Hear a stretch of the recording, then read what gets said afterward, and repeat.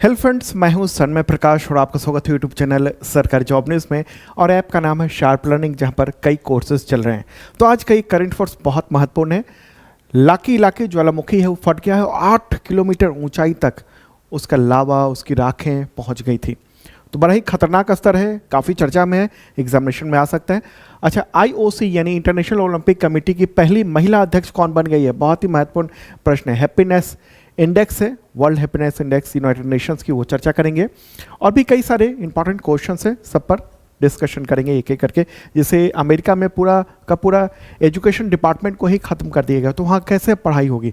इन सारे सवालों के जवाब हम देंगे आपको। तो शुरू करते हैं दोस्तों, और पसंद आए तो एक बार लाइक बटन दबा दीजिएगा।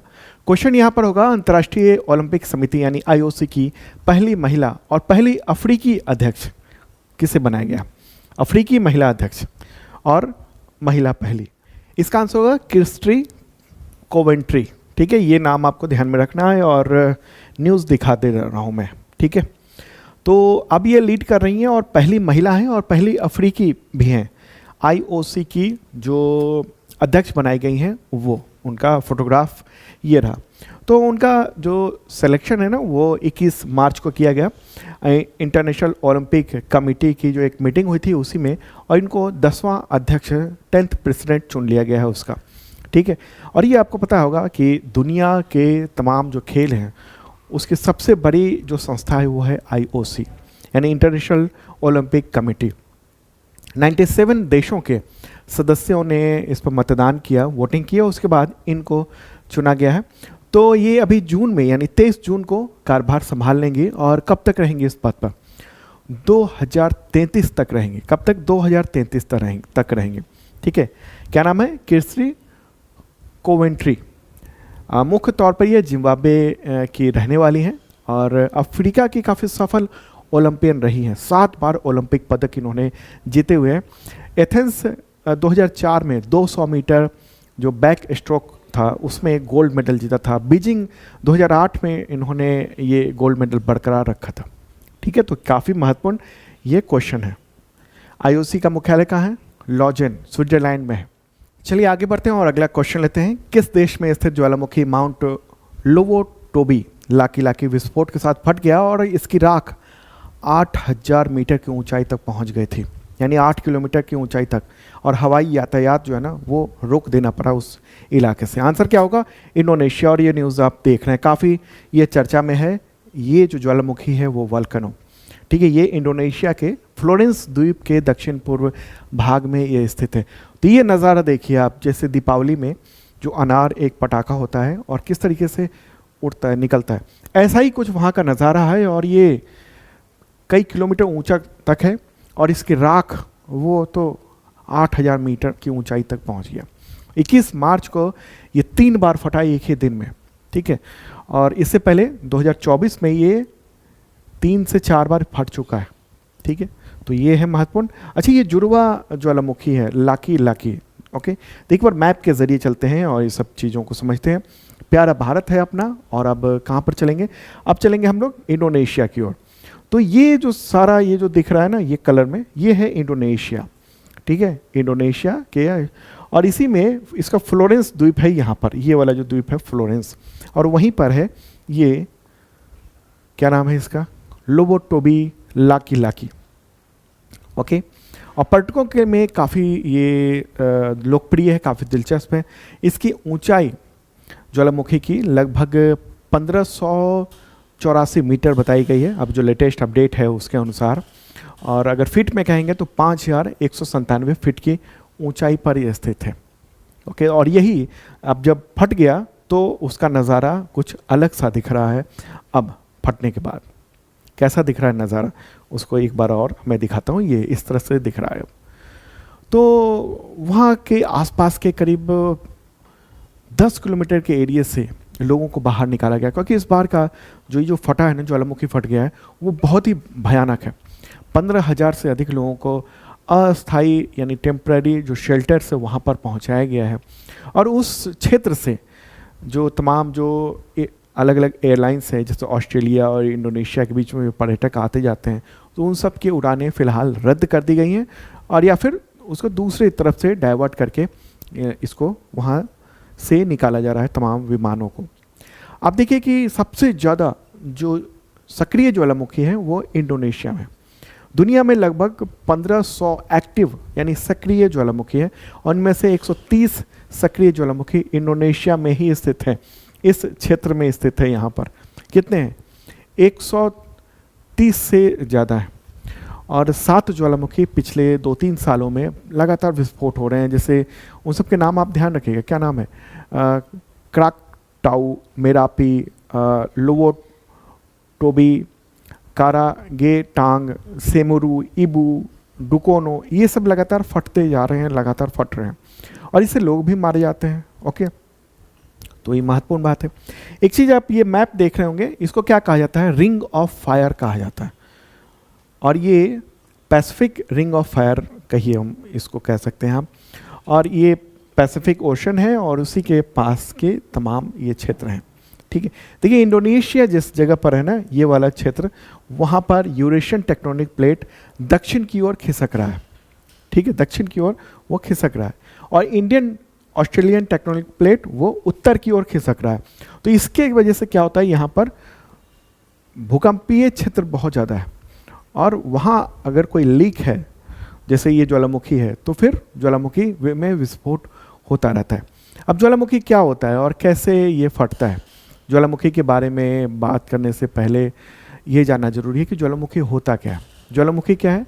तो पृथ्वी के अंदर से सतह में एक उद्घाटन या टूटना है सतह, जो मैग्मा जो है ना, मैग्मा यानी जो तरल पदार्थ है पृथ्वी के अंदर, वो अगर उसको कोई जगह मिलती है तो उससे मैग्मा बाहर निकलता है, उसका राख और जो बिल्कुल पिघले हुए गर्म हैं वो सब निकलते हैं यहाँ से। ठीक है, वेंट यानी छिद्र होता है जिसकी वजह से बाहर निकलता है और वो ज्वालामुखी का रूप धारण कर लेता है। ठीक है, तो ये एक महत्वपूर्ण बात है। और आपको पता होगा कि जो पृथ्वी है उसकी जो टेक्टोनिक प्लेटें हैं वो लगातार घूमती रहती हैं, मतलब वो एक दूसरे को टक्कर मारती रहती हैं। और कैसे पृथ्वी में इन सब जो ये जो जिस तरीके से ये हैं, आप देखिए कि ज़्यादा करोड़ों वर्ष पहले, अरबों वर्ष के पहले कहिए, ये सब जितने द्वीप है ना वो सब एक ही जगह थे। जैसे आप ये मैप देख लीजिए, एक जिसको पेंजिया कहा जाता था, और ये धीरे धीरे ये जो टेक्टोनिक प्लेटें हैं वो सब अलग होती गई। जैसे इंडियन प्लेट ने ये यूरेशियन प्लेट को टक्कर मारी और जिसकी वजह से हिमालय का निर्माण हुआ था। ठीक है, इसी तरह से इधर ऑस्ट्रेलियन प्लेट इधर आई है और उसने उधर टक्कर मारा। तो इस तरीके से जो है ना, वो अभी जो वर्तमान पृथ्वी का देख रहे हैं, जो भूभाग देख रहे हैं, जहाँ अलग अलग जो क्षेत्र हैं, अलग अलग जो महादेश हैं, वो सब जो है ना इस तरीके से क्रिएट हुए थे।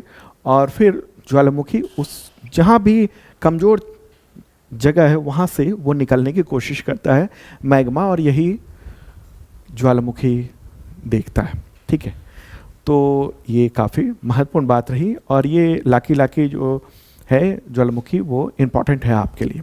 ठीक है, तो इंडोनेशिया की भी चर्चा कर रहे हैं हम कि उसकी राजधानी क्या है, जकार्ता है, और राष्ट्रपति कौन है, तो प्रबोवो सुबियांटो हैं। मुद्रा यहाँ पर चलती है इंडोनेशियन रुपया, आबादी करीब 28 करोड़ है। अच्छा, एक सवाल आपसे कि इंडोनेशिया की नई राजधानी जो बनाई जा रही है, प्रस्तावित राजधानी, उसका नाम क्या है, ज़रा बताइएगा। और ये भी सवाल कि आखिर क्यों जकार्ता को राजधानी का दर्जा हटाने की बात चल रही है और नई राजधानी दूसरी जगह ले जाने की बात हो रही है, आखिर वजह क्या है इसका? कमेंट बॉक्स में आप बताना। चलिए आगे बढ़ते हैं और अगला क्वेश्चन लेते हैं, काफ़ी महत्वपूर्ण क्वेश्चन है। उससे पहले आप बताऊं आपको कि इसका पीडीएफ अवेलेबल है इस वीडियो के डिस्क्रिप्शन में, आप देख लेना। हिंदी और इंग्लिश दोनों लैंग्वेज में आपको मिल जाएगा पीडीएफ। वैसे आप करंट अफेयर्स की अगर शानदार तैयारी करना चाहते हैं तो मेंबरशिप प्लान है दो तरह के, एक ISPCS मेंबरशिप प्लान है, दूसरा बेसिक मेंबरशिप प्लान है। बेसिक में railway, police, teacher, SSC, state SSC इन सब के लेवल का होता है। इस मेंबरशिप प्लान में आपको पिछले 2 सालों के कंटेंट मिल जाते हैं करंट अफेयर्स के, और अगले 1 साल तक तैयारी कराई जाती है। और इसमें वीडियो, टेस्ट, ठीक है, और PDF ये सब कुछ मिलता है। और ये सब वीकली, मंथली, क्वार्टरली, ईयरली होता है। और PDF तो कई तरीके के होते हैं, जैसे 1 लाइनर भी होता है, MCQ भी होता है, MCQ नोट्स भी होता है। ठीक है, टेस्ट दे सकते हैं, और संबंधित एग्जामिनेशन के टेस्ट सीरीज भी देते हैं हम लोग। जैसे ISPCS में क्या है, यूपीएससी का और स्टेट पीसीएस का टेस्ट सीरीज मिल जाता है। और इसमें बेसिक मेंबरशिप में रेलवे, पुलिस, टीचर, इन सब के टेस्ट सीरीज भी मिल जाते हैं, तो आप देखना जरूर। शार्प लर्निंग ऐप है, इस वीडियो के डिस्क्रिप्शन में, वहाँ पर आपको मिल जाएगा। एक और बात बताऊं कि बिहार सिपाही भर्ती, उसके क्लासेस हमारे यहाँ शुरू हो चुके हैं।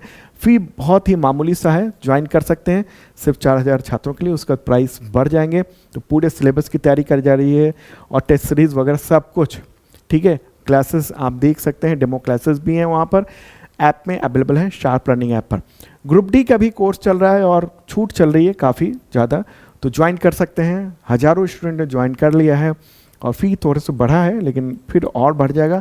उससे पहले अगर आपके जानने वाले कोई हैं तो ज्वाइन कर लेना। और ये बीपीएससी का 71st बीपीएससी के लिए 4th बैच जो है ना वो चल रहा है ऑलरेडी, क्लासेस शुरू हो चुकी हैं मार्च में। और यूपी पीसीएस का भी ये भी क्लासेस शुरू हो चुकी हैं, तो वो भी देख सकते हैं आप इस वीडियो के डिस्क्रिप्शन में।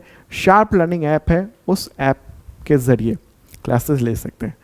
अगला क्वेश्चन काफ़ी महत्वपूर्ण है, विश्व जल दिवस कब मनाया जाता है? आंसर का 22 मार्च को मनाया जाता है। और इस बार की थीम क्या है? थीम यहाँ पर लिखा हुआ है, क्या है थीम? ग्लेशियर संरक्षण, यानी ग्लेशियर प्रिवेंशन, ये है इस बार की थीम। क्यों है ये थीम?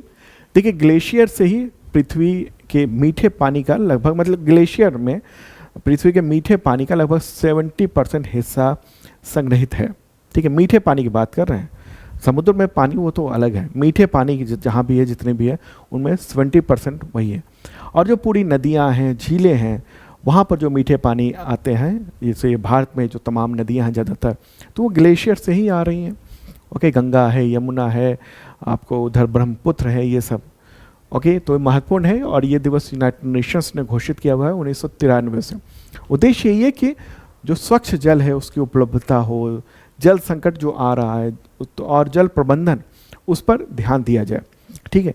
देखिए, दुनिया में 2 अरब से ज़्यादा लोग सुरक्षित पानी के, मतलब उनको पानी सुरक्षित नहीं मिल पा रहा है, साफ़ नहीं मिल पा रहा है, गंदा पानी मिल रहा है, और इसकी वजह से बहुत ज़्यादा संकट है।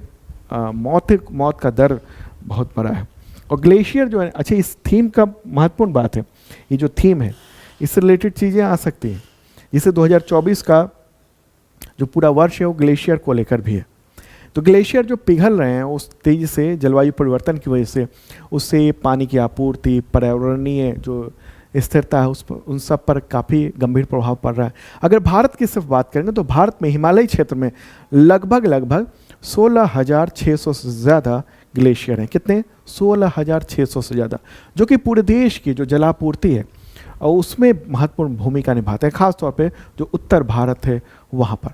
और अगर वो ग्लेशियर धीरे धीरे पिघलने लगे तो आगे आने वाले वक्त में बहुत ही दिक्कत हो सकती है। और अभी हाल ही में जो संसदीय एक अस्थाई समिति ने एक रिपोर्ट जारी की थी, और उसमें साफ कहा था कि दिल्ली में यमुना वस्तुतः अस्तित्वहीन हो गई है। उसके बारे में मैंने पिछले दिनों बताया था, महत्वपूर्ण वो रिपोर्ट थी, ठीक है। वैसे भारत सरकार नदियों को लेकर, जल संरक्षण को लेकर कई सारी योजनाएं चला रही हैं, जैसे जल संरक्षण को लेकर जो है जल जीवन मिशन है, अटल भूजल योजना है, निमामी गंगे है, जो कि नदियों के प्रबंधन को लेकर भी चलाई जा रही है।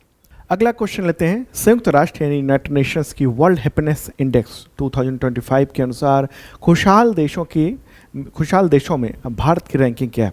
आंसर क्या होगा? 118 ये रैंक है इसका। और ये रिपोर्ट किसने जारी की है? तो ऑक्सफोर्ड यूनिवर्सिटी में एक वेल बीइंग रिसर्च सेंटर है, और United Nations sustainable development solution network और WHR यानी वर्ल्ड हैप्पीनेस रिपोर्ट क्या जो संपादकीय बोर्ड है, तो संयुक्त रूप से उसने प्रकाशित किया। और ये खबर देख रहे हैं 147 देशों में भारत की रैंकिंग 118 अच्छी नहीं है, लेकिन ये बताया गया है कि पिछले कुछ सालों में, पिछले 5 वर्षों में थोड़ी सी बेहतर स्थिति देखने को मिल रही है, ठीक। खुशहाली की बात हो रही है यहाँ पर, ओके। और भारत की तुलना में पाकिस्तान के लोग ज़्यादा खुशहाल बताए जाते हैं, उसकी रैंकिंग 109 है, पता नहीं कैसे, ओके। तो ये रिपोर्ट है, रिपोर्ट का कवर पेज है। और अगर हम देखेंगे पड़ोसी देशों की बात देखेंगे, पड़ोसी देशों में क्या स्थिति है, तो वो देखिए यहाँ पर। चीन की रैंकिंग 68 है, नेपाल की 92, पाकिस्तान की 109, बांग्लादेश की 134, म्यांमार की 126, अफगानिस्तान की 147, ओके। और ये जो डेटा है, किन मानकों पर ये हैप्पीनेस इंडेक्स तय किया जाता है। भारत के क्या है, भारत की रैंकिंग क्या है, भारत की रैंकिंग है 118। अच्छा, किन मानकों पर तय किया जाता है, तो कई सारे मानक इसमें हैं, जैसे इसमें प्रति व्यक्ति जीडीपी कितनी है, स्वस्थ जीवन की प्रत्याशा क्या है, सामाजिक सहयोग, जीवन के विकल्प चुनने का जो की स्वतंत्रता, उदारता, भ्रष्टाचार किस लेवल पर है। तो इन सब को देखते हुए ये रिपोर्ट तैयार की जाती है। अगला क्वेश्चन, वर्ल्ड हैप्पीनेस इंडेक्स 2025 के अनुसार दुनिया का सबसे खुशहाल देश कौन सा है। आंसर होगा फिनलैंड। सबसे खुशहाल देश फिनलैंड है। और ये न्यूज़ देख रहे हैं आप द हिंदू में। Finland is again ranked happiest country in the world. America down हुआ है। लगातार 8वीं बार फिनलैंड दुनिया का सबसे खुशहाल देशों में ये शुमार हुआ है, नंबर 1 पर है। अच्छा, सबसे आखिरी पायदान पर क्या है, तो वो है अफगानिस्तान। 147 रैंक है उसकी। तो अब एक काम करते हैं, टॉप 10 जो देश हैं उन सब की लिस्ट देख लेते हैं। तो नंबर 1 फिनलैंड है, सेकंड पर डेनमार्क है, थर्ड पे आइसलैंड है, फोर्थ पे स्वीडन, फिफ्थ पे नीदरलैंड है, सिक्स्थ पे कोस्टारिका है, सेवन्थ पे नॉर्वे है, एट्थ पे इजराइल है, नाइन्थ पे लक्समबर्ग है, 10th पे मैक्सिको है। ठीक है, और भारत का 118वीं रैंक है। एक वो फिनलैंड भी ले चलते हैं आपको मैप के जरिए। प्यारा भारत है, और फिनलैंड चलने के लिए कहाँ जाना पड़ेगा, नॉर्डिक देश में जाना पड़ेगा। यूरोपीय देश है, हालांकि ये इधर के हिस्से नॉर्डिक देश कहा जाता है। तो उसी में ये जो रेड कलर में देख रहे हैं ये है फिनलैंड। इसकी राजधानी क्या है, हेलसिंकी। क्या है, हेलसिंकी। राष्ट्रपति क्या है यहाँ पर, अलेक्जेंडर स्टब। और यहाँ के प्राइम मिनिस्टर हैं पेटेरी ओरपो। मुद्रा यहाँ पर यूरो चलती है। आबादी 56 लाख है। आबादी 56 लाख है। पड़ोसी देशों की बात करेंगे तो आप देखिए इधर नॉर्वे हो गया, स्वीडन हो गया, ओके, और इस तरफ जो है ना वो रशिया हो गया। ठीक है, तो ये महत्वपूर्ण बात रही। चलिए आगे बढ़ते हैं और अगला क्वेश्चन लेंगे हम लोग। 22 मार्च 2025 को कौन सा बिहार दिवस आयोजित किया गया। आंसर का 113वां। ठीक है, और इस बार की थीम क्या है, उन्नत बिहार, विकसित बिहार, एडवांस्ड बिहार, डेवलप्ड बिहार, ये है इस बार की थीम। ठीक है, दरअसल इसी दिन यानी 22 मार्च 1912 को बिहार को बंगाल प्रेसिडेंसी से अलग करके एक इंडिपेंडेंट स्टेट का दर्जा दिया गया था। ठीक है, स्टेट का, राज्य का दर्जा दे दिया गया था अंग्रेजों के समय में। कब, 1912 में, 1912 में 22 मार्च को। 2025 में 113वां ये बिहार दिवस आयोजित किया गया है। बिहार की जो सांस्कृतिक विरासत है, इतिहास है, वो बहुत ही शानदार है। ठीक है, प्राचीन सभ्यता की बात करेंगे अगर, तो बिहार की हिस्ट्री नवपाषाण युग से शुरू होती है। यहाँ पर चिरांद जैसे साइट हैं, 2500 ईसा पूर्व सभ्यता के प्रमाण मिले हुए हैं। महाजनपद और साम्राज्य की बात करेंगे अगर, तो मगध साम्राज्य का सेंटर रहा है। ठीक है, बिहार ने मौर्य और गुप्त जैसे महान साम्राज्यों को जन्म दिया, जिन्होंने इंडियन सब कॉन्टिनेंट की हिस्ट्री में महत्वपूर्ण रोल अदा किया। शिक्षा का केंद्र रहा है बिहार। नालंदा और विक्रमशिला यूनिवर्सिटीज़ ने बिहार को ग्लोबल एजुकेशन हब बनाया था इतिहास में। वर्ल्ड वाइड स्टूडेंट यहाँ पर नॉलेज गेन करने के लिए आते थे। आध्यात्मिक धरोहर यहाँ पर बहुत ज़बरदस्त है। ये भूमि गौतम बुद्ध और महावीर की कर्म भूमि रही है, जिन्होंने वर्ल्ड को पीस, नॉन वायलेंस और कंपैशन यानी करुणा का मैसेज दिया था। आधुनिक बिहार की अगर बात करेंगे तो कई सारी चुनौतियाँ भी हैं और प्रगति बेहतरीन है। हाल के वर्षों में बिहार ने 10% से ज़्यादा का ग्रोथ रेट अचीव किया है। जीएसडीपी जो ग्रोथ रेट है वो 10% से अधिक देखने को मिला है, जो कि कई डेवलप्ड स्टेट से भी ज़्यादा देखने को मिलता है। इंफ्रास्ट्रक्चर यहाँ पर बेहतर हो रहा है। रोड्स, इलेक्ट्रिसिटी, डिजिटल इंफ्रास्ट्रक्चर, तीन सब में सिग्निफिकेंट इम्प्रूवमेंट हुए हैं जो स्टेट की ओवरऑल प्रोग्रेस को रिफ्लेक्ट करते हैं। एजुकेशन और हेल्थ में बहुत काम किया यहाँ की सरकारों ने। ठीक है, गवर्नमेंट ने एजुकेशन, हेल्थ, उन समय लिटरेसी रेट बेहतर हुआ है। हेल्थ केयर फैसिलिटीज़ में कुछ बेहतर हुआ है, कुछ और ज़रूरत है अभी बहुत सारे काम करने की। ओके, तो ये महत्वपूर्ण बात रही। ठीक है, तो ये बिहार दिवस। आगे बढ़ते हैं दोस्तों और अगला क्वेश्चन लेंगे हम लोग। किस देश के राष्ट्रपति ने अपने संघीय शिक्षा विभाग को बंद कर दिया है, बंद करने का फैसला लिया। आंसर क्या होगा, अमेरिका, यूएसए। और ये न्यूज़ देख रहे हैं आप, US department of education to be dismantled. तो ये काफ़ी बड़ा एक फैसला लिया है और डोनाल्ड ट्रंप ने एग्जीक्यूटिव ऑर्डर जारी करता है। वहाँ के राष्ट्रपति को बहुत सारे अधिकार हैं कि वो एग्जीक्यूटिव ऑर्डर के जरिए जो है ना कई सारे क्षेत्रों में वो महत्वपूर्ण बड़े फैसले ले सकते हैं। उनमें से ये बड़ा फैसला ये लिया गया। अभी मार्च में ही उन्होंने कह दिया कि डिपार्टमेंट ऑफ एजुकेशन को बंद कर दिया जाए। ठीक है, ट्रंप का ये कहना है कि ये जो डिपार्टमेंट है एजुकेशन का, वो स्टूडेंट के प्रदर्शन के सुधार लाने में असफल रहा है और बहुत नौकरशाही प्रभावी है। इसकी वजह से एजुकेशन सिस्टम पर नकारात्मक प्रभाव पड़ रहा है।